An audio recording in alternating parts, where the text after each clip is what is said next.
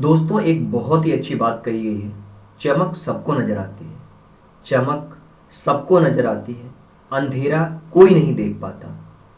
Hello दोस्तों, the mission development academy में आप सभी लोगों का स्वागत है।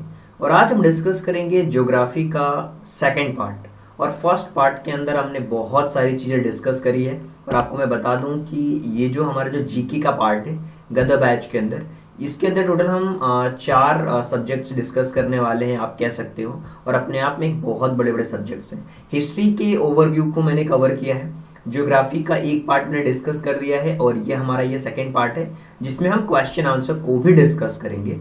और इसके अलावा हम डिस्कस करने वाले हैं इन्वायरमेंट के बारे में, और फिर जीके कुछ इंपॉर्टेंट क्वेश्चंस को भी देखेंगे, उससे रिलेटेड जो भी चीजें हैं उनको भी कवर करेंगे। देखिए, अगर मैं बात करूं ज्योग्राफी के बारे में, तो हमने बहुत सारी चीजों के बारे में देखा। पार्ट 1 के अंदर कॉन्सेप्ट्स को देखे। उन कॉन्सेप्ट्स के अंदर अगर मैं आपको बताऊं तो हमने किन चीजों के बारे में डिस्कस किया। हमने डिस्कस किया था माउंटेन के बारे में, पर्वतों के बारे में डिस्कस किया था। उनकी जो रेंज है उनके बारे में हमने डिस्कस किया था। ना सिर्फ रेंज के बारे में डिस्कस किया था, हमने हिल्स के बारे में बात करी, चाहे वो हमने बात करी हो हिमालय रीजन की बात करी हो, हमने ईस्टर्न माउंटेन के बारे में बात करी हो, हिमालय रीजन के बाद ईस्टर्न माउंटेन के बारे में बात करी हो, सतपुड़ा विंध्याचल रेंज के बारे में बात करी, वेस्टर्न घाट के बारे में हमने बात करी, उनकी लाइफस्टाइल्स के बारे में हमने कवर किया। सारी चीजों को बहुत अच्छी तरीके से मैंने आपको समझाया भी है। आप वीडियोस को वापस से देख भी सकते हो। वेस्टर्न घाट की लाइफस्टाइल के बारे में बताया, ईस्टर्न घाट की लाइफस्टाइल के बारे में हमने बताया, वेस्टर्न घाट क्या होता है, ईस्टर्न घाट क्या होता है।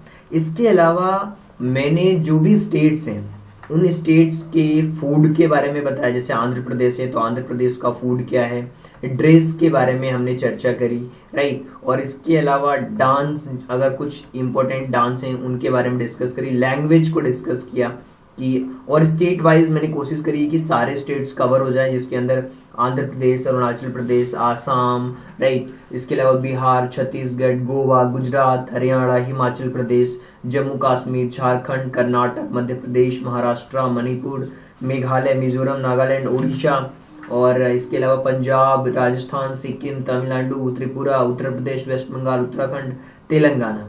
इन सारी चीजों के बारे में हमने बहुत अच्छी तरीके से फर्स्ट पार्ट के अंदर डिस्कस किया है। हो सकता है वो वीडियो लेंथी हो, लेकिन उसके आगे के पार्ट्स यानी कि इस वीडियो लेक्चर्स के अंदर हम डिस्कस करने वाले हैं कुछ प्रिंसिपल्स लैंग्वेज के बारे में। अब ये जो प्रिंसिपल लैंग्वेज है ये क्या होती है, सबसे पहले तो क्वेश्चंस आपके माइंड में यही आएगा कि ये प्रिंसिपल लैंग्वेज क्या होती है। देखिए, प्रिंसिपल लैंग्वेज के बारे में हम बात करते हैं। प्रिंसिपल लैंग्वेज का मतलब होता है जो हमारी प्राइमरी भाषाएं हैं वो क्या होती है। देखिए, इसमें जो हमारी प्रिंसिपल लैंग्वेज है, आप कह सकते हो कि ऑफिशियल जो स्टेटस दिया गया है उसके अंदर 22 लैंग्वेजेस को दिया गया है, राइट। अब इन 22 लैंग्वेजेस में कौन कौन सी लैंग्वेजेस हैं, सबसे पहले आप ध्यान दीजिए। एक तो हमारी आसामी है, राइट, जो कि आसाम से रिलेटेड है। इसके अलावा बंगाली है, और राइट, और इसके साथ साथ में गुजराती है, राइट। और इसके अलावा गुजराती के अलावा भी अगर मैं आपको बताऊं तो हिंदी है, राइट, और कन्नड़ है, और इसके साथ साथ में कश्मीरी लैंग्वेज है, और इसके अलावा जो है हमारी कोनान की है, राइट, कोनान की है, और इसके अलावा मलयालम भी है, मलयालम, और मणिपुरी है। और मणिपुरी के अलावा अगर मैं बताऊं तो मराठी, नेपाली, राइट, मराठी भी है हमारे पास में, और नेपाली लैंग्वेज को भी हमने दी है मान्यता, और उड़िया भी दी है हमने, और इसके अलावा पंजाबी, और उसके साथ साथ में अगर मैं बताऊं तो संस्कृत, और फिर इसके अलावा सिंधी, और सिंधी के अलावा तमिल, और तमिल के अलावा भी है जैसे तेलुगु हो गया, उर्दू हो गया, तेलुगु के अलावा उर्दू लैंग्वेज हो गई, आप काउंट करते जाइए कितने हो गई, डोगरी हो गई, और इसके अलावा मैथिली हो गई, मैथिली के अलावा संथाली हो गई, और संथाली के अलावा हमारी बोडो। ये है हमारी पूरी 1 2 3 4 5 6 7 8 9 10 11 12 13 14 15 16 17 18, 19, 20, 21, 22 ये लैंग्वेज हमारी कंप्लीट हो चुकी है। अब ये तो बात हो गई लैंग्वेज के बारे में। अब इन जैसे अब हर एक लैंग्वेज के बाद, जैसे नेपाली है तो उत्तर प्रदेश के कुछ पार्ट्स में बोली जाती है, बिहार में, वेस्ट बंगाल में, असम में, राइट। और इसको 1992 में 71 अमेंडमेंट के अंदर ऐड किया गया था। इसके अलावा अगर हम सिंधी की बात करें तो इंडो आर्यन लैंग्वेज है जिसको 1967 में ऐड किया गया, राइट। और तमिल की बात करें तो ये ओल्डेस्ट आप कह सकते हो द्रविडियन लैंग्वेज है, ये ऑफिशियल लैंग्वेज है तमिलनाडु की। और तेलुगु जो वर्ड है ना, ये आप कह सकते हो कि आंध्र प्रदेश में भी बोली जाती है, राइट। और तमिलनाडु में बोली जाती है। इसके अलावा उर्दू है तो जम्मू कश्मीर के इलाकों में बोली जाती है।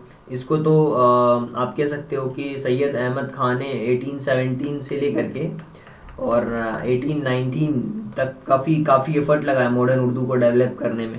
ये सारी चीज़ें रही हैं। और मैथिली को भी ऐड किया गया 2002 के अंदर 92 कॉन्स्टिट्यूशनल अमेंडमेंट एक्ट के तहत। अब ये तो लैंग्वेज के बारे में बात हो गई, लेकिन हम कुछ बात करेंगे अभी फार्मिंग टेक्निक्स के बारे में बात करेंगे। ये एक टॉपिक है जो कि ज्योग्राफी से रिलेटेड है और क्वेश्चंस भी पूछे जाते हैं। तो अब हम चर्चा कर लेते हैं कि फार्मिंग टेक्निक क्या होती है। क्या हम चर्चा करने वाले हैं? हम चर्चा करने वाले हैं फार्मिंग टेक्निक्स के बारे में। किसके बारे में? फार्मिंग टेक्निक्स के बारे में। अब ये फार्मिंग टेक्निक्स क्या होती हैं, चलिए इसके बारे में हम चर्चा करते हैं। फार्मिंग टेक्निक्स है ना, बेसिकली दो तरीके की होती है। अब दो तरीके की कौन कौन सी होगी? पहली जो फार्मिंग होती है वो होती है हमारी ट्रेडिशनल, जो पहले के समय में चलती आ रही है और आज भी कहीं ना कहीं ट्रेडिशनल आप कह सकते हो कि फार्मिंग चलती। अब ट्रेडिशनल फार्मिंग के अलावा जो आज के समय में हो रही है वह मॉडर्न फार्मिंग है, जिसमें टेक्नोलॉजी भी इन्वॉल्व है। Modern farming technique. अब चलिए क्या है, इन सारी चीज़ों के बारे में हम डिटेल्ड में समझने की कोशिश करेंगे कि ये चाहे हम ट्रेडिशनल फार्मिंग की बात करें, चाहे हम मॉडर्न फार्मिंग लैंग्वेजेस की बात करें, तो क्या चीज़ें हैं, कैसे हम इन चीज़ों के बारे में और बेटर वे में जान सकते हैं, समझ सकते हैं, उनके बारे में चर्चा करते हैं ताकि चीज़ों को आप और बेटर वे में समझ पाएंगे। तो चलिए सबसे पहले हम ये जानने की कोशिश करते हैं कि इन फार्मिंग टेक्निक्स में दो चीज़ें होती हैं। पहली चीज़ लाइफ ऑफ फार्मर्स, फार्मर्स की जो लाइफ है वो क्या है, किस तरीके से ये चीज़ें चल रही हैं। देखिए इंडिया के अंदर अगर हम फार्मिंग की बात करें ना, तो कह सकते हो कि ज़्यादातर लोग इस कृषि पर डिपेंडेंट है, फार्मिंग पे डिपेंडेंट।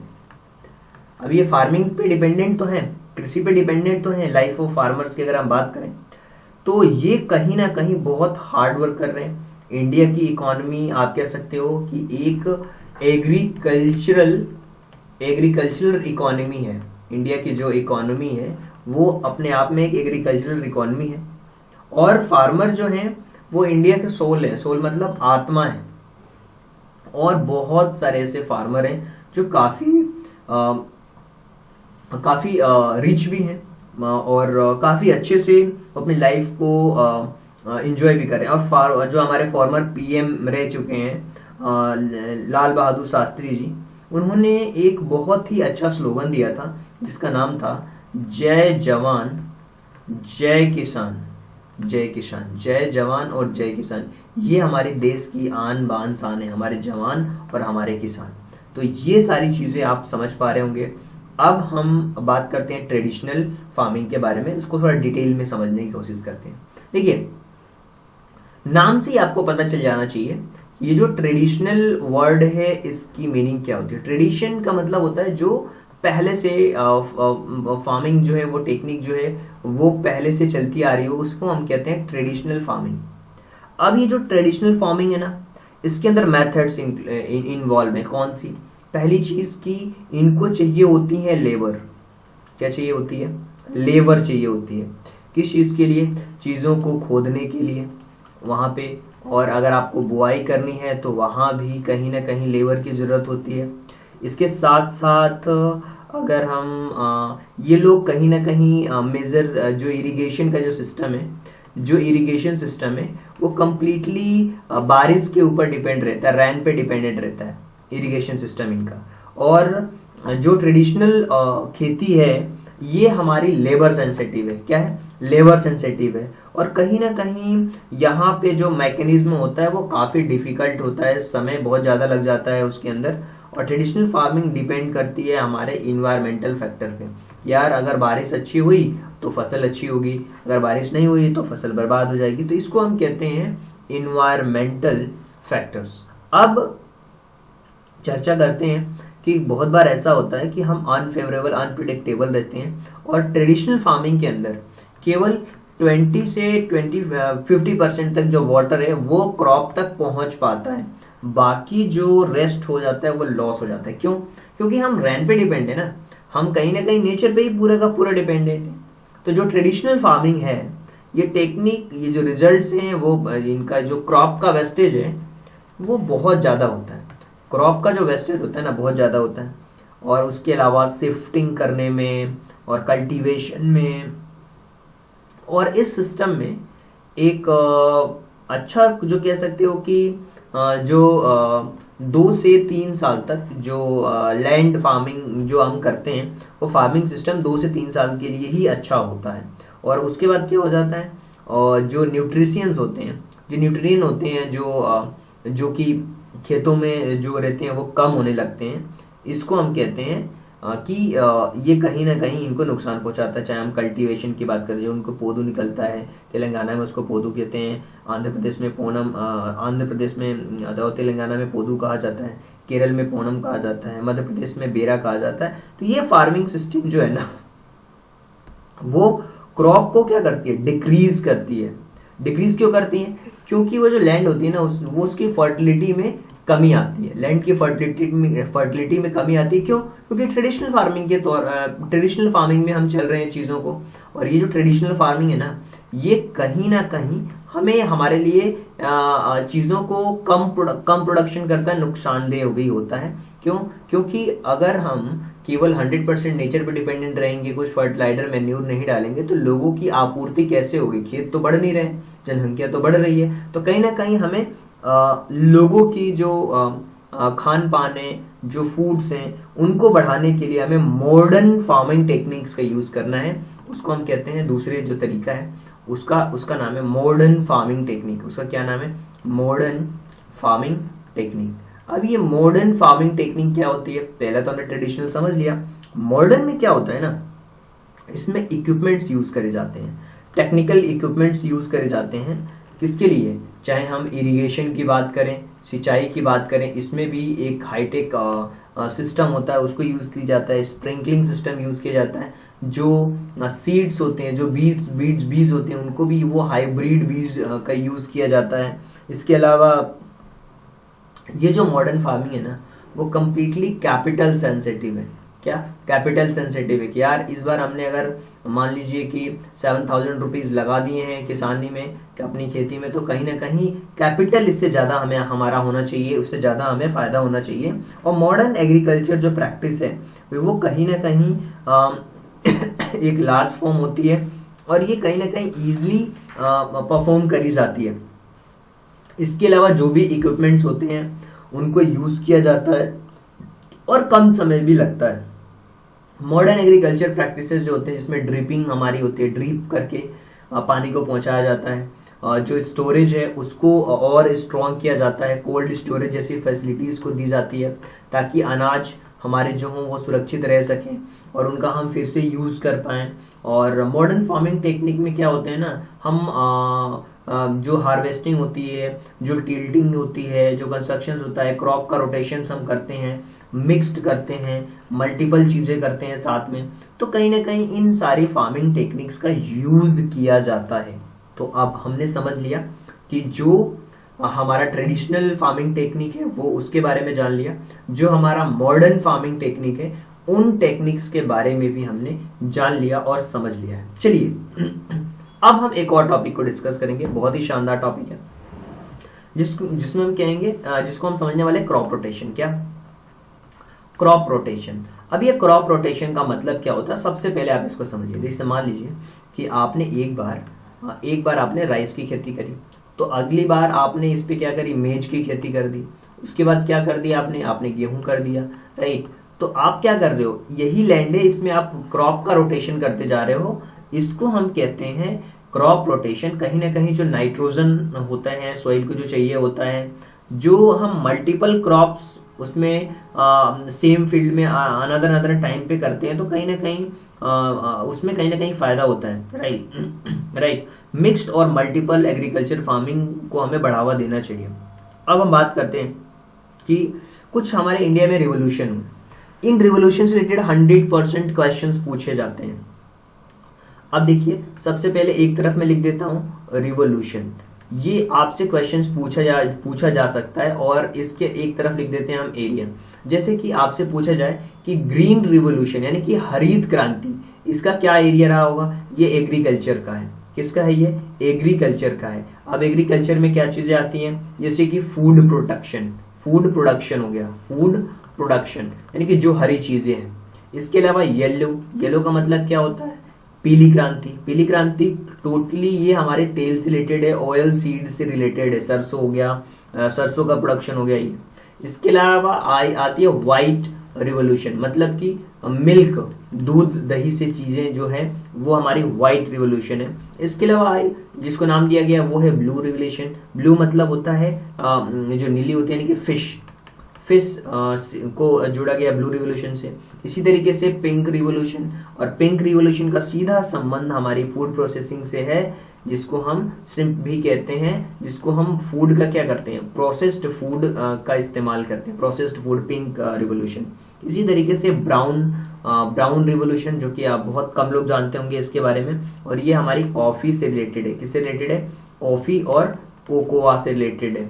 इसके अलावा ब्राउन रिवोल्यूशन के बारे में अगर हम बात करें, इसके अलावा रेड रिवोल्यूशन हमारी मीट इंडस्ट्री से रिलेटेड है, टोमेटो से रिलेटेड है क्योंकि ये भी रेड है।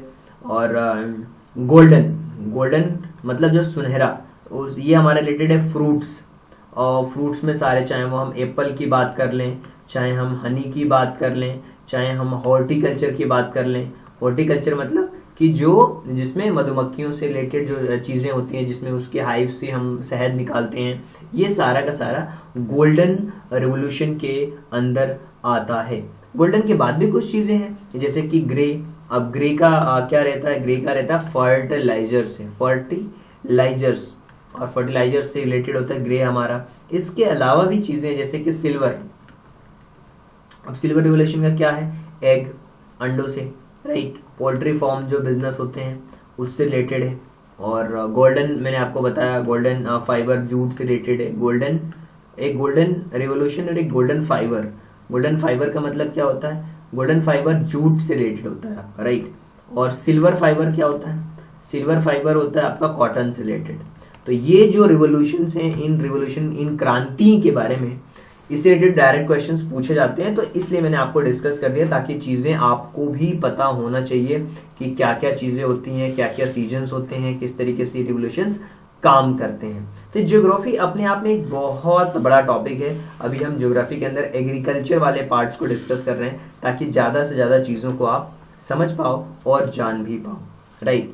अब हम बात करते हैं मेजर क्रॉप्स के बारे में। अब हम किसके बारे में बात करने वाले हैं? अब हम बात करने वाले हैं मेजर क्रॉप्स के बारे में, यानी कि अब इसके अंदर हमारे क्या क्या होने वाले हैं। जैसे फूड क्रॉप्स के बारे में अगर हम बात करते हैं, एक अगर पार्ट लेते हैं इसके अंदर फूड क्रॉप्स का, तो फूड क्रॉप्स में क्या हो गया? राइस हो गया, व्हीट हो गया, मेज हो गया, ज्वार हो गया, बाजरा हो गया, रागी हो गया, ग्राम हो गया, ये सारी चीजें आ जाती हैं फूड क्रॉप्स के अंदर। इसके अलावा आती है हमारी कैश क्रॉप्स। कैश क्रॉप्स में कॉटन हो गया, जूट हो गया, शुगर केन हो गया, टोबैको हो गया, ऑयल सीड्स हो गए, ग्राउंडनट हो गया, ये सारी चीजें। इसी के अलावा प्लांटेशन। अब प्लांटेशन का क्या है? प्लांटेशन का क्या चक्कर है उसको भी हम समझते हैं। प्लांटेशन में टी हो गई, कॉफी हो गई, स्पीसीज हो गया, रबर हो गए, है ना, टर्मरिक हो गया, कोकोनट हो गया, ये। और हॉर्टिकल्चर में क्या होता है? हॉर्टिकल्चर में आ जाते हैं आपके फ्रूट्स, वेजिटेबल्स, ये सारी की सारी चीजें हॉर्टिकल्चर में सारी की सारी चीजें आती हैं, राइट। चलिए अब हम एक एक क्रॉप्स के बारे में डिस्कस करेंगे, उनके टेम्परेचर, रेनफॉल, सॉइल और डिस्ट्रीब्यूशंस के कॉन्सेप्ट को समझेंगे। तो सबसे पहले मैं आपको यहाँ पे लिख देता हूँ टेम्परेचर, राइट, जिससे आपको आइडिया लग जाएगा कि क्या टेम्परेचर होना चाहिए। और फिर हम बात कर देते हैं थोड़ा रेनफॉल के बारे में। तो अब मैं फटाफट आपको डिस्कस करते जाऊंगा, आप चाहे तो चीजों को नोट डाउन भी कर सकते हैं, सॉइल के बारे में भी थोड़ा डिस्कस कर लेंगे और डिस्ट्रीब्यूशन के बारे में भी डिस्कस कर लेंगे। क्या डिस्ट्रीब्यूशन के बारे में भी डिस्कस हम लोग करने वाले हैं। तो सबसे पहले हम बात करते हैं यहाँ पे किसी एक क्रॉप्स के बारे में स्टार्ट करते हैं। सबसे पहले हम स्टार्ट करते हैं टी से। अब टी का जो टेम्परेचर है ना वो 24 डिग्री से लेकर के 30 डिग्री सेल्सियस तक होना चाहिए। रेनफॉल जो इसको रिक्वायर्ड होती है 150 से लेकर के 300 mm, राइट। और जो सॉइल है वो कहीं ना कहीं इसके अंदर ह्यूमस की मात्रा होनी चाहिए, आयरन का कंटेंट होना चाहिए। और डिस्ट्रीब्यूशन इसकी हम बात करें तो चाहे हम आसाम की बात कर लें, राइट, और वेस्ट बंगाल की हम बात कर लें, इन सारे एरियाज में, केरल, इन सारे इलाके में ये आपको टी का देखने को मिलेगा और आप चीजों को समझ भी पाओगे, राइट। टी के बाद में अब हम और भी किसी चीज के बारे में चर्चा कर लेते हैं ताकि आपको चीजें और भी समझ में आने वाली हैं अच्छी तरीके से, राइट। ये तो हमने टी के बारे में बात करी, राइट। लेकिन अब हम चर्चा करने वाले हैं कॉफी के बारे में। अब कॉफी के अंदर क्या होता है, कॉफी के अंदर जो टेम्परेचर की रिक्वायरमेंट होती है वो 15 डिग्री से लेकर के 28 डिग्री सेल्सियस, बट वो टॉलरेट नहीं कर सकते फ्रॉस्ट होने में। रेनफॉल इसको रिक्वायर होती है 150 से लेके 200 सेंटीमीटर। सॉइल वेल ड्रेन्ड होना चाहिए, ड्रेन्ड होना चाहिए ताकि ऑब्जर्व कर सके। और आयरन होना चाहिए इसके अंदर, कैल्शियम होना चाहिए। डिस्ट्रीब्यूशन की बात करें तो कर्नाटक के अंदर 80%, लगभग केरल के अंदर भी है 13%। तो ये है टोटल प्रोडक्शन। तो कहीं ना कहीं कॉफी का जो मेन है आप कर्नाटक और इन सारे इलाकों में देखोगे। कॉफी के अलावा भी बहुत सारी चीजें हैं, जैसे कि अगर हम कॉटन के बारे में बात करें, कॉटन इंडस्ट्री भी अपने आप में बहुत बड़ी इंडस्ट्री है। तो हम कॉटन के बारे में चर्चा करने वाले हैं ताकि आप चीजों को समझ भी पाएंगे कि कॉटन इंडस्ट्री कैसे काम करती है। कॉटन इंडस्ट्री की अगर हम बात करें तो कॉटन जो रिक्वायरमेंट होता है, उनकी जो रेंज उनकी हम बात करें तो कहीं ना कहीं उनको रिक्वायरमेंट होती है 21 डिग्री से लेकर के 30 डिग्री सेल्सियस तक, लेकिन 21 से नीचे नहीं होना चाहिए। और फ्री डेज में 210 पे वो फ्रॉस्ट होते हैं।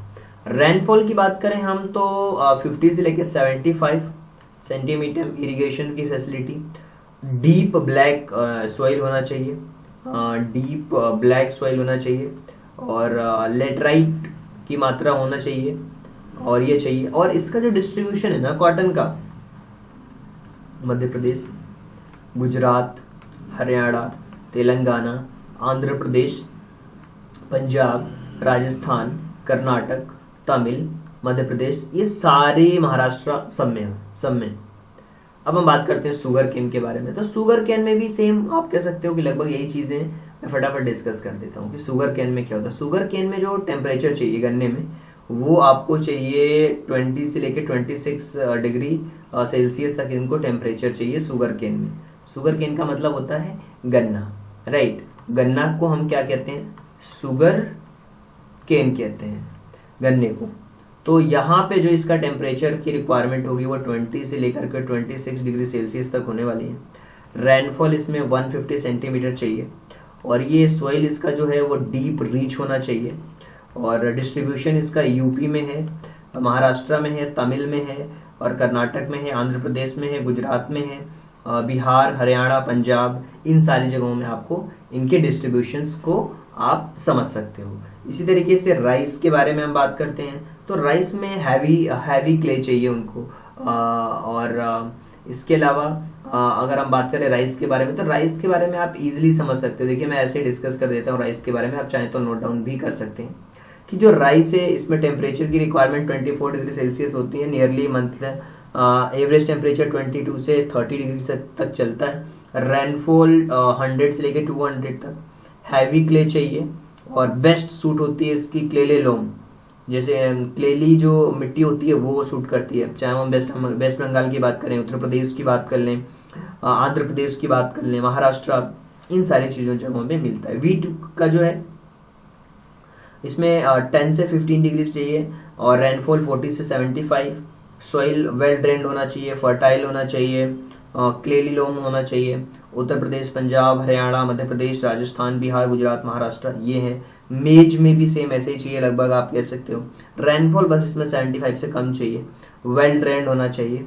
इसके डिस्ट्रीब्यूशंस की बात करें मेज की, तो यहाँ भी उत्तर प्रदेश, बिहार, कर्नाटक, ये सारी चीज़ें हैं। इस तरीके से ज्वार, बाजरा, लगभग इसी तरीके की चीज़ें हैं। जूट में 24 से 35 चाहिए। तो ये अलग अलग चीज़ें हैं। तो एक और हम चीज़ डिस्कस कर लेते हैं रबर के बारे में। तो रबर में टेम्परेचर जो 21 से लेकर के 35 डिग्री सेल्सियस तक चाहिए। और जो रेनफॉल की अगर हम बात करते हैं तो ओवर 200 सेंटीमीटर का होना चाहिए, 200 सेंटीमीटर से ज़्यादा होना चाहिए। सॉइल की अगर हम बात करते हैं तो डीप वेल ड्रेन्ड होना चाहिए। और केरल में अगर बात करें तो लार्जेस्ट प्रोड्यूसर है तमिलनाडु, कर्नाटका, ये 3 चीज़ें हैं। तो इसके बारे में हमने समझ लिया। चलिए अब हम बात करते हैं क्रॉपिंग सीजन के बारे में। क्रॉपिंग सीजन के बारे में ऑलरेडी मैंने फर्स्ट पार्ट में भी थोड़ा डिस्कस किया था। 3 तरीके की फसलें होती हैं। एक होती है रबी की फसल, दूसरी होती है खरीफ की, और तीसरी होती है जायद की। तो कहीं ना कहीं रबी की फसल अक्टूबर नवंबर में बोई जाती है, अप्रैल मई में काट ली जाती है। खरीफ में रेनी सीजन है, जून जुलाई में आप बोई जाती है, हार्वेस्ट सितंबर अक्टूबर तक कर ली जाती है। जायद आप कह सकते हो कि वो खरीफ की फसल है, लगभग मार्च जून के बीच में होती है। और अलग अलग सब्जियां होती है, जैसे वाटरमेलन हो गया, मस्क मेलन हो गया, ककम्बर हो गया, बिटर गार्ड हो गया, ये सारी चीजें होती हैं। अब देखिए ट्राइबल कम्युनिटीज के बारे में हमने बात करी, ट्राइब्स के बारे में बात करी हमने अलग अलग फर्स्ट पार्ट के अंदर। और मेजर जो ट्राइब्स हैं वो किस किस रीजन में हैं, कहाँ कहाँ हैं, अलग सबके अलग अलग ट्राइब्स। जैसे मान लीजिए कि मैं अगर मध्य प्रदेश की बात करें तो हील, मारिया, मूरिया, दंदामी, गोंद, बैजा, पजरा, भाटरा, अरागी, भील, सहारिया, हलबा, ये अलग अलग नाम हैं मेजर जो ट्राइब्स हैं। ऐसे ही उत्तर प्रदेश और उत्तराखंड की बात करें तो थारू, भाटिया, राजी, खासा, खरवार, भोसका, ये सब अलग अलग नाम हैं। राजस्थान में भील है, मीना है, कथोरिया है, गार्शिया है, ये अलग अलग कह सकते हो कि ट्राइब्स हैं। स्टेट्स और उनके ट्राइब्स के बारे में मैंने बताया। चलिए कुछ हम फॉरेस्ट प्रोड्यूस के बारे में बात करेंगे, एनर्जी के बारे में भी बात करेंगे, और फिर क्वेश्चंस भी देखेंगे। तो अभी जो हमारा मेजर फोकस होने वाला है वो हम कुछ चीज़ों के बारे में डिस्कस करते हुए आगे बढ़ेंगे कि फॉरेस्ट प्रोड्यूस से आप क्या समझते हैं। अब ये फॉरेस्ट प्रोड्यूस का क्या चक्कर है, देखिए फॉरेस्ट प्रोड्यूस को आपको समझना पड़ेगा। जैसे टिम्बर होता है ना, टिम्बर की लकड़ी होती है। आप समझिए कि टिम्बर एक तरीके की लकड़ी है जो प्रोड्यूस होती है प्लैंक स्टेज में रहता है वुड, जो प्रोडक्शन करता है उसी समय पे। और बहुत सारे मसाले यूजुअली हार्ड वुड जो होती है वो बनती हैं सॉफ्ट वुड से भी। एक होता है नॉन टिम्बर, नॉन टिम्बर चंदन, आप समझिए चंदन की जो चीजें होती हैं। और ये NTF में पर्टिकुलर हाईलाइट फॉरेस्ट प्रोडक्ट है जो value local people communities but have overlooked weak forest management priorities बिफाई timber protection and animal forest. NTFP जो है यूजफुल है। एनर्जी के भी रिसोर्सेस होते हैं, कहीं ना कहीं लोग लकड़ियों को काटते हैं, एनर्जी प्रोड्यूस करने के लिए जलाते हैं। तो मेन जो पावर सोर्स है वो है इंडिया। अगर हम एनर्जी की बात करते हैं, चलिए अब हम थोड़ा एनर्जी पे आ जाते हैं, एनर्जी वाले टॉपिक्स पे पढ़ते हैं। और काफ़ी अच्छा टॉपिक है, ये भी ज्योग्राफी के अंदर पूछा जाता है बहुत बार, इसलिए मैं डिस्कस भी कर रहा हूँ। देखिए जो मेन सोर्स ऑफ एनर्जी है ना इलेक्ट्रिसिटी का, वो कोल है इंडिया के अंदर। कोल हो गया, पेट्रोलियम हो गया, नेचुरल गैसेस हो गए, ये सारी चीज़ें इंडिया के अंदर पाई जाती हैं ऑलरेडी। और जो एनर्जी का जो रिसोर्स है वो क्लासिफाइड है, कन्वेंशनल है और नॉन कन्वेंशनल भी सारी चीज़ें हैं। और जो एनर्जी का रिसोर्स है ना वो नॉन पॉल्यूटिंग इन्वायरमेंट फ्रेंडली है। कैसा है वो? इन्वायरमेंट फ्रेंडली है, इन्वायरमेंट फ्रेंडली है, राइट, इन्वायरमेंट फ्रेंडली है। तो इस तरीके से चीज़ों को आप समझ सकते हो। अब हम बात करते हैं नॉन कन्वेंशनल और रिन्यूएबल रिसोर्सेज के बारे में। रिन्यूएबल रिसोर्सेज, रिन्यू नाम से ही पता चल रहा है, रिन्यूएबल, जिनको वापस से रिन्यू किया जा सकता है। और नॉन कन्वेंशनल का मतलब क्या होता है? नॉन कन्वेंशनल का क्या सेंस है? नॉन कन्वेंशनल का मतलब होता है कि ऐसी रिसोर्सेज जो नॉन कन्वेंशनल है।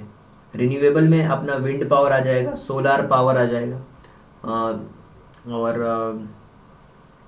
कोल हो गया नॉन कन्वेंशनल में, और क्या खत्म हो जाएगा। रिन्यूएबल में हमारा क्या हो जाएगा, विंड पावर हो गया, सोलार की एनर्जी हो गई, राइट, बायोमास हो गया, और इसके साथ साथ में स्मॉल हाइड्रो पावर हो गए, और वेस्ट टू पावर हो गया, राइट। तो ये सारी चीजें हैं, और ये टोटल रिन्यूएबल जो इंस्टॉल्ड कैपेसिटी है बहुत ज़्यादा मेगावाट में है। अगर हम सोलार की बात करें तो 34,627.82 मेगावाट इंस्टॉल्ड है सोलार केवल, और आने वाले समय में और सोलार की डिमांड बढ़ने वाली है डे बाई डे जहाँ भी है। और लार्जेस्ट अगर विंड के बारे में हम बात करें तो लार्जेस्ट विंड अगर मैं बताऊं आपको पर्टिकुलर प्रोड्यूसर कौन सा, एक तो मुपंडल विंड है, सुजलॉन एनर्जी है जैसलमेर विंड पार्क में, पराग एग्रो इंडस्ट्रीज है ना, सुजलॉन एनर्जी बहुत है, ये महाराष्ट्र में है सुजलॉन एनर्जी, और राजस्थान में है सुजलॉन, और तमिलनाडु में है मुपंडल विंड है, और सोलार एनर्जी भी काफ़ी है। और डे बाय डे गवर्नमेंट कहीं ना कहीं रिन्यूएबल पावर्स को इंस्टॉल करती जा रही है, और इनका टारगेट काफ़ी बहुत बड़ा है। इंडिया की जो रैंक है वो 4th 5th है वर्ल्ड विंड और सोलार एनर्जी के इंस्टॉल्ड कैपेसिटी में। इसी तरीके से बायोमास भी है, बायोमास एनर्जी है, स्मॉल, और आप कह सकते हो कि हाइड्रो पावर्स, वेस्ट, जैसे वेस्ट में क्या होता है, जियोथर्मल हो गया हमारा, और न्यूक्लियर एनर्जी भी काफ़ी। इन न्यूक्लियर एनर्जी के बारे में बताऊं मैं, 2010 के अंदर इंडिया ने अनाउंस किया था कि अपडेट करेंगे प्लान को, और इनकी जो कैपेसिटी है वो 33,000 मेगावाट 2032 तक इस न्यूक्लियर एनर्जी के थ्रू, और ये इंडिया का एम है कि सप्लाई करेगी 25% जो इलेक्ट्रिसिटी का फॉर्म होगा वो न्यूक्लियर पावर होगा 2050 तक। बिकॉज नॉन सिग्नेटरी है न्यूक्लियर नॉन प्रोलिफरेशन ट्रीटी के तहत ये वेपन प्रोग्राम है, और it was 34 years largely excluded for the trade in nuclear plants or materials, so which has hampered the development of civil nuclear energy until 2009 due to this trade bans of lack of indigenous uranium. India has uniquely been developed nuclearly fully cycle exploit its reserve of thorium. तो ये बहुत बड़ा हमारे पास में source है nuclear power plants का। Nuclear power plants के बारे में बात करूँ, बहुत ज़्यादा कैपेसिटी, चाहे हम कैगा पावर प्लांट की बात करें, ककरा पावर की बात करें, कालमपक्कम की बात करें, नरोडा की बात करें, रावत भाटा के बारे में बात करें, तारापुर की बात करें, करणकुडम के बारे में बात करें, चाहे वह कर्नाटका में हो, गुजरात में हो, तमिल में हो, तमिलनाडु में हो, मतलब उत्तर प्रदेश में, कोटा में, राजस्थान में, कोटा राजस्थान में, महाराष्ट्र में, तमिलनाडु में, हर जगह है, और अलग अलग टाइप की न्यूक्लियर पावर है। कोई PHWR है, कोई VWR है, कोई VVER है, अलग अलग है। और इनकी जो कैपेसिटी है, टोटल कैपेसिटी मैं बता दूं यूनिट्स में, तो 6780 कैपेसिटी है इनकी यूनिट्स में। तो ये हमने nuclear power, wind power, solar power, biomass power, coal, petroleum, renewable, non renewable, जितने भी सोर्सेज है इलेक्ट्रिसिटी के, वो सारे सोर्सेज के बारे में हमने डिस्कस किया। हमने उन सारी चीज़ों के बारे में डिस्कस किया है। तो चलिए अब हम आगे बढ़ते हैं, चीज़ों को समझते हैं और डिस्कस करते हैं इस चैप्टर से रिलेटेड क्वेश्चन आंसर को। देखिए, क्वेश्चन आंसर्स की वैरायटी ज़्यादा से ज़्यादा मैं आपको बताना चाहता हूँ। इससे होता क्या है ना, जितने क्वेश्चंस आप करते हैं उतना ही आपका माइंड डेवलप होता है, उतनी ही चीज़ों को आप ऑब्जर्व कर पाते हैं, सीख पाते हैं और समझ भी पाते हैं। इससे बहुत फायदा होता है। आगे बढ़ते हैं और सबसे पहले क्वेश्चन के बारे में हम बात करते हैं, और क्वेश्चन फर्स्ट पार्ट से रिलेटेड होगा। ऐसा नहीं होगा कि केवल सेकंड पार्ट में जो हमने पढ़ा उसी से रिलेटेड होगा, बिल्कुल भी नहीं। अभी लिखा हुआ है क्या, landform of natural elevations of earth. Naturally जो उसमें एलिवेशन आते हैं उस लैंड को हम क्या कहते हैं, माउंटेन कहते हैं। बहुत सिंपल सा क्वेश्चन था। How much land area India is covered by mountain. कितना परसेंट एरिया है जो लैंड का इंडिया कवर करता है, तो 30% लगभग एरिया जो है वो कवर्ड हुआ है। What is the length of Himalaya range. Himalaya range की जो लेंथ है वो क्या है। हिमालय रेंज की लेंथ की बात करें तो 2400 है और किलोमीटर में, तो ये आंसर हो जाएगा हमारा। Himalaya range doesn't pass through. Himalaya की जो रेंज है वो कहाँ से पास नहीं होती, अफगानिस्तान, चाइना, भूटान, म्यांमार।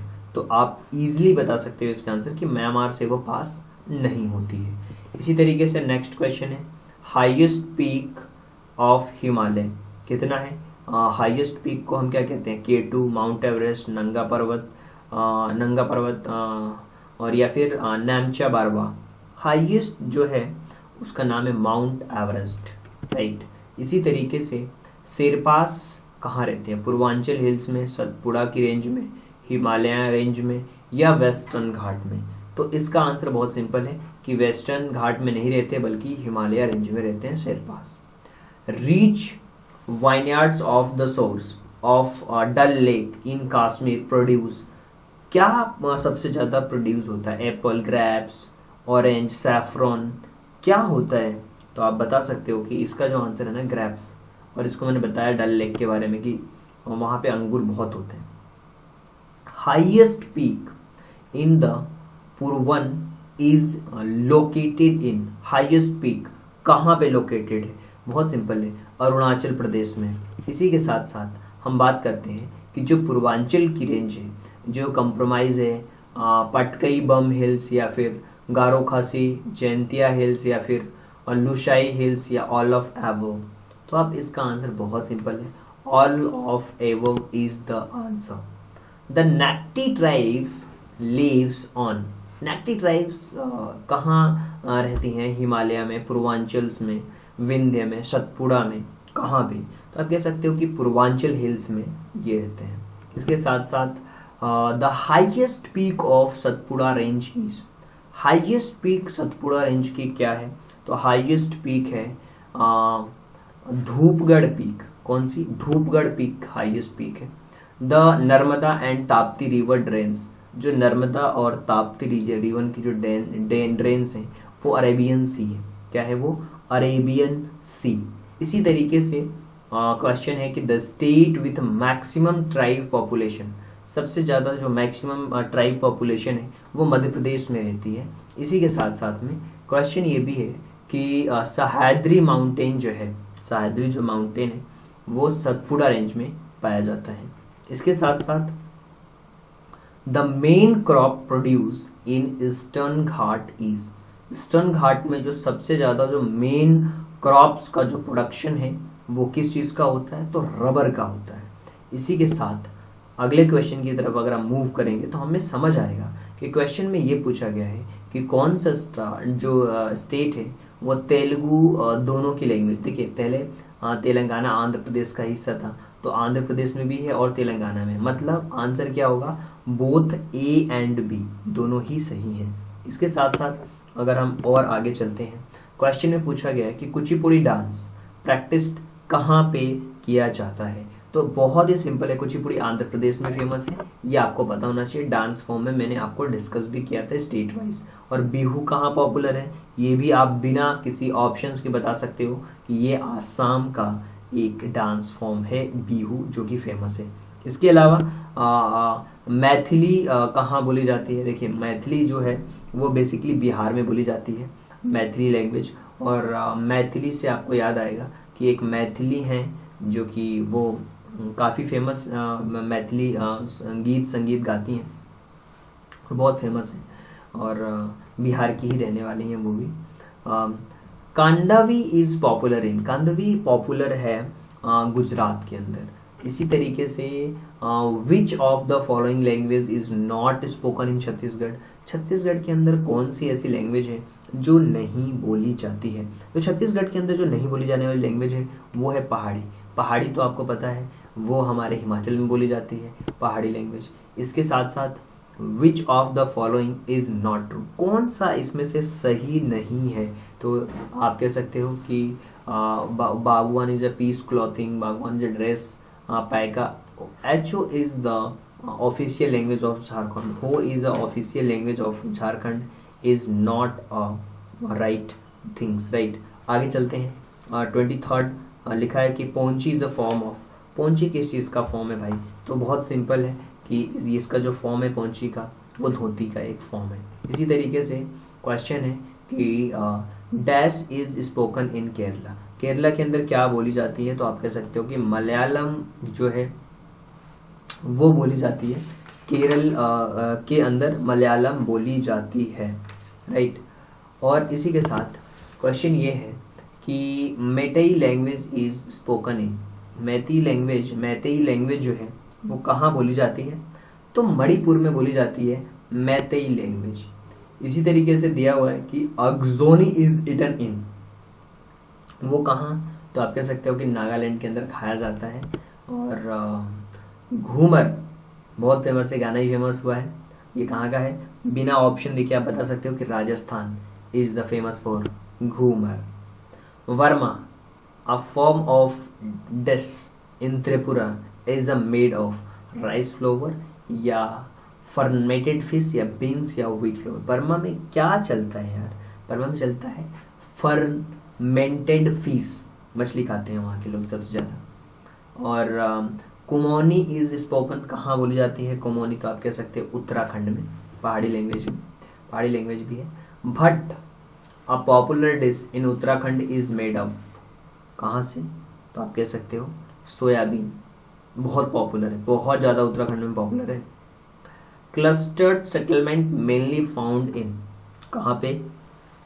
तो एलुअल प्लेन्स और नॉर्थ ईस्टर्न स्टेट्स, दोनों में ही है। तो इसका आंसर हो जाएगा बोथ ए एंड बी। ठीक इसी तरीके से अगर हम देखते हैं कि लीनियर जो सेटलमेंट होता है, हाउसेस वो लोकेटेड होते हैं, वो कहाँ पे लोकेटेड होते हैं? तो आप कह सकते हो ऑल ऑफ दिस, चाहे रोड हो, रेलवे लाइन हो, रिवर में अगर आते हैं तो वहाँ पे सेटलमेंट्स होते हैं। हाउस के सेटलमेंट्स होते हैं ना, कि अगर गवर्नमेंट जैसे मान लीजिए कोई रास्ता बना रही है और आपका घर उसके पास में आ रहा है, तो वहाँ पे सेटलमेंट होता है कि इस रास्ते को बना दिया जाए, ताकि आप कहीं ना कहीं चीज़ों को गवर्नमेंट अपने रास्ते वहाँ से निकाल सके। ये लीनियर सेटलमेंट कहलाता है। So rectangular pattern type settlements are found. Rectangular pattern type के जो सेटलमेंट होते हैं, सेटलमेंट से रिलेटेड मैंने बहुत कम चीज़ें पढ़ाई आपको, तो राजस्थान में होता है रेक्टेंगुलर सेटलमेंट। सर्कुलर टाइप का जो सेटलमेंट है, सर्कुलर मतलब ये गोल टाइप का सेटलमेंट जो होता है। और सर्कुलर सेटलमेंट का जो परफेक्ट जो चीज़ है, उसमें आप समझ सकते हो चीज़ों को कि यहाँ पे जो होगा वो होने वाला है हमारा ऑल ऑफ एवर, चाहे गुजरात हो, मध्य प्रदेश हो, महाराष्ट्र हो, सब में ये सारी चीज़ें चलती हैं, राइट। अब हम चीज़ों को समझने की कोशिश करते हैं कि क्या है। देखिए, which type of settlements are found in Chhattisgarh, वो लिखा हुआ है कि हेलमेटेड या क्लस्टर्ड या लीनियर या फिर क्या है, या फिर सर्कुलर। क्या चीज़ है यहाँ पे जिसमें हम समझ सकते हैं चीज़ों को, राइट। तो बहुत सिंपल है यहाँ पे चीज़ों को समझना कि इसका जो करेक्ट आंसर है वो हेलमेटेड है, राइट। तो इस तरीके से चीज़ों को हम समझ सकते हैं ताकि भी हमें कोई प्रॉब्लम ना हो, राइट। इस तरीके से चीज़ों को समझा जा सकता है। चलिए आगे हम चलते हैं, अगले क्वेश्चन के बारे में डिस्कस करते हैं, ताकि आप अच्छी तरीके से चीज़ों को समझ भी पाएंगे, राइट। अब हम आगे चलते हैं ताकि चीज़ें आपको समझ भी आएंगी, राइट। चलिए आगे चलते हैं। यहाँ पे लिखा हुआ है 36, Assamese language is an Indo Aryan या सिंध तिब्बतियन या डार्वियन या और स्ट्रॉटी। तो जो आसामी लैंग्वेज है ना, वो इंडो आर्यन लैंग्वेज है, इसका part. Kannada language is belongs to, Kannada language is belongs to, किसको बिलोंग करता है कन्नड़ लैंग्वेज? अगर मैं आपको समझाने की कोशिश करूं और बताने की कोशिश करूं तो आप क्या समझेंगे इस कन्नड़ लैंग्वेज के बारे में? अगर मैं आपको बताते जाऊं, समझाते जाऊं, तो किन चीज़ों के बारे में आप जानने वाले हैं? सबसे पहले तो आप मुझे ये बताइए, और इन चीज़ों के बारे में मुझे आपको डिस्कस करके बताना पड़ेगा। चलिए चलते हैं, चीज़ों को समझने की कोशिश करते हैं कि क्या चीज़ें हैं, कैसे आप इन चीज़ों को जानते हैं। तो 37 में ये डार्विन लैंग्वेज है। इस तरीके से आप चीज़ों को जान सकते हैं और समझ भी सकते हैं। चलिए, Nepali language is, Nepali language क्या है? नेपाली लैंग्वेज अपने आप में क्या है? अगर मैं नेपाली लैंग्वेज के बारे में बात करूं तो कहीं ना कहीं आप ये जानेंगे कि ये इंडो आर्यन लैंग्वेज है। इसी तरीके से डोगरी लैंग्वेज कहाँ बोली जाती है? डोगरी मैं आपको बता दूं कि ये हिमाचल प्रदेश में बोली जाती है, जो कि एक पहाड़ी लैंग्वेज का पार्ट है। विच of the chief spoken language of Jharkhand, Jharkhand में जो सबसे ज़्यादा बोली जाती है दैट इज संथाली। और संथाली को मैं बताऊं कि ये जो हमारी लैंग्वेज है 22 उसके अंदर इसको दर्जा भी दिया गया है। ये किसने बोला था? जय जवान जय किसान, हमारे former prime minister that is Lal Bahadur Shastri. बिना ऑप्शन देखे आप इन पे डायरेक्टली टिक कर सकते हैं। इसी तरीके से एग्रीकल्चर टेक्निक्स इंडिया के अंदर क्लासिफाइड की गई कितने मेजर पार्ट्स में? बेसिकली जो एग्रीकल्चर की टेक्निक है ना, दो तरीके से क्लासिफाइड की गई है, और मैंने आपको बताया कि एक ट्रेडिशनल्स होती है और एक जो हमारी होती है वो है हमारी बिल्कुल जो ट्रेडिशनल के अलावा जो है वो है बिल्कुल न्यू पैटर्न्स में जो चलती है हमारी टेक्निकल जो है, उसको आप कह सकते हो मॉडर्न टेक्निक्स। चलिए आगे चलते हैं और नेक्स्ट क्वेश्चन जिसमें पूछा जा रहा है कि in tradition farming techniques irrigation is a mainly depends on. Traditional में जो इरिगेशन है वो मानसून, टैंक्स, ट्यूबवेल या वेल्स, तो वो ज़्यादातर मानसून्स पे डिपेंड रहती है, यानी कि ऑप्शन नंबर ए इस पे भी करेक्ट आंसर है। तो देखिए मानसून पे, और जो traditional farming how much percentage water reached, crops में कितना परसेंट पानी पहुंच पाता है इस टेक्निक्स के थ्रू ट्रेडिशन के, मैंने आपको बताया था कि 20 से लेकर के 50% तक ही पानी उनको मिल पाता है। इसी तरीके से शिफ्टिंग कल्टीवेशन, शिफ्टिंग कल्टीवेशंस को दूसरे नाम में कहा जाता है झूम कल्टीवेशन। क्या? झूम कल्टीवेशन। इसी तरीके से नेक्स्ट क्वेश्चन है कि शिफ्टिंग कल्टीवेशन इज कॉल्ड पूदू। पूदू क्या है? पूदू आप कह सकते हो ये आंध्र प्रदेश में कल्टीवेशन की एक तरीके से टेक्निक्स। मध्य प्रदेश में शिफ्टिंग को हम क्या कहते हैं? मध्य प्रदेश में कहा जाता है बेरा, बेरा कहा जाता है। मैंने आपको बताया मध्य प्रदेश में क्या कहा जाता है, वहाँ पे क्या कहा जाता है, बताया है मैंने कॉन्सेप्ट्स, अगर आपने ध्यान से सुने हो तो आपको आएगा। मॉडर्न एग्रीकल्चर प्रैक्टिसेस क्या है? ये टोटली कैपिटल सेंस इंटेंसिव है। इसका फोकस जो होता है ना मॉडर्न का, वो कैपिटलाइज हो चुका है, इतना पैसे लगाना, इतना पैसे कमाना। इसी तरीके से 49th क्वेश्चन है कि which of the following is are example of modern irrigation. Modern irrigation का जो एग्जाम्पल है वो क्या है? ड्रीप है या स्प्रिंकलिंग है या बोथ ऑफ दीज है या नन ऑफ दीज है। देखिए ड्रीपिंग भी होती है और स्प्रिंकलिंग भी करी जाती है, तो आप कह सकते हो कि इसमें जो आंसर होगा हमारा बोथ ऑफ दीज होगा, क्योंकि ड्रीपिंग से भी कहीं ना कहीं दी जाती है और स्प्रिंकलिंग सिस्टम होता है जो घूमता रहता है और पानी इसमें इसके फुहारे बढ़ते रहते हैं और पूरे जो है जो प्लांट है वो ऑब्जर्व करता है और पूरे अच्छी तरीके से पानी फैलता है, पानी को सोखता है। 50 क्वेश्चंस में पूछा गया 50th क्वेश्चन में कि which of the following is are method of modern agriculture practices की मॉडर्न क्या है? क्रॉप का rotation, mixed farming, terrace farming या फिर ऑल ऑफ दीज। मॉडर्न में ये सारी चीज़ें आ जाती हैं, all of these is the correct answer. चलिए आगे हम बढ़ते हैं, चीज़ों को समझने की कोशिश करते हैं कि क्या चीज़ें दी हुई हैं और कैसे हम चीज़ों को अच्छी तरीके से समझ सकते हैं। ग्रीन रिवॉल्यूशन इंडिया के अंदर क्या चीज़ है, इसके बारे में आपको समझना पड़ेगा कि ग्रीन रिवॉल्यूशन क्या चीज़ है। ग्रीन रिवॉल्यूशन इंडिया के अंदर इंट्रोड्यूस कब हुआ? तो इंडिया के अंदर इंट्रोड्यूस हुआ 1966 के अंदर।